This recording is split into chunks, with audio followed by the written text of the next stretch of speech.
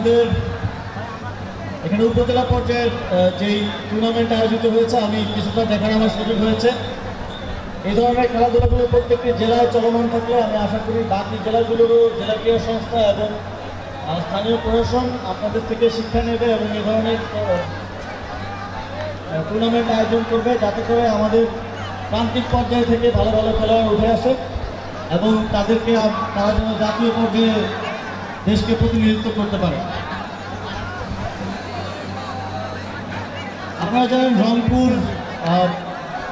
নতুন বিভাগগুলোর মধ্যে একটা নতুন বিভাগ, সে কারণে রংপুরে বিভাগটা হয়নি, রংপুরে এই জেলা স্টেডিয়ামটাই আছে।